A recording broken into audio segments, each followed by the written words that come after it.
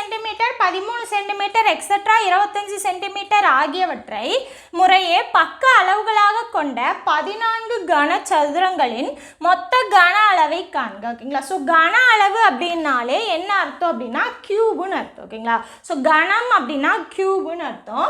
So என்ன சொல்லியிருக்காங்க, இது வந்து பக்க அளவுகளாம். ஸோ பக்க அளவுகள் கனசதுரம்னு சொல்லியிருக்காங்க, அதோட கன அளவு கேட்டிருக்காங்க. ஓகேங்களா? ஸோ நார்மலாக பக்க அளவு ஏன்னு இருந்து கன அளவு எப்படி எழுதுவோம்னா ஏ கியூப் அப்படின்னு எழுதுவோம். ஓகேங்களா? ஸோ அப்போ என்ன அர்த்தம், ஒவ்வொரு பக்க அளவுக்கும் நம்ம கியூப் போடணும்னு அர்த்தம். ஓகேங்களா?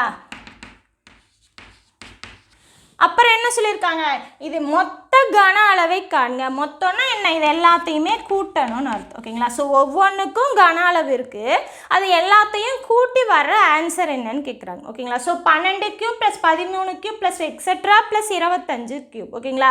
ஸோ இந்த மாதிரி கியூப் வந்துருச்சு அப்படின்னா முதல் எண் இயல் எண்களின் கணங்களின் கூடுதலுக்கு தான் ஃபார்முலா தெரியும். அதாவது 1 கியூப் 2 கியூப்னு ஸ்டார்ட் ஆகி இருந்ததுனா தான் நமக்கு ஃபார்முலா தெரியும். ஓகேங்களா? என்ன ஃபார்முலா, ப்ளஸ் என் கியூப்னு இருந்ததுன்னா n into n plus 1 divided by 2 the whole square. இந்த ஃபார்முலா தெரியும். ஓகேங்களா?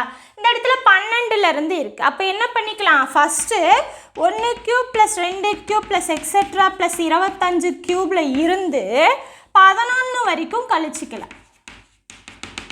Plus 11 cube. புரியுதுங்களா? இப்போ வந்து ஒன்றுமே கிடையாது. இப்போ ஒரு கோடு இருக்குன்னு வச்சுக்கோங்க, இந்த அளவை நம்ம கண்டுபிடிக்கணும்னு வச்சுக்கோங்க. ஓகேங்களா? இந்த அளவை நம்ம கண்டுபிடிக்கணும். அப்போ என்ன பண்ணிக்கலாம், நமக்கு ஃபுல் அளவு தான் தெரியும் அப்படிங்கும்போது ஃபுல் அளவில் இருந்து இதை கழிச்சிட்டோம் அப்படின்னா நமக்கு இந்த வேல்யூ கிடைச்சிடும். அதே தான் இங்கேயும். ஓகேங்களா?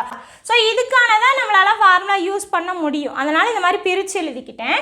ஸோ 1லேருந்து இருக்கா, ஸோ இந்த இடத்துல எண்ணுக்கு பதிலாக 25, இந்த இடத்துல எண்ணுக்கு பதிலாக 11ன்னு ஃபார்முலாவில் சப்ஸ்டியூட் பண்ணால் போதும். பாருங்கள், 25 plus 1 26 divided by 2 the whole square minus 11 plus 1 12 divided by 2 the whole square. புரியுதுங்களா? ஸோ ஃபார்முலாவில் சப்ஸ்டியூட் பண்ணியாச்சு. இப்போ அடிச்சு போடலாமா?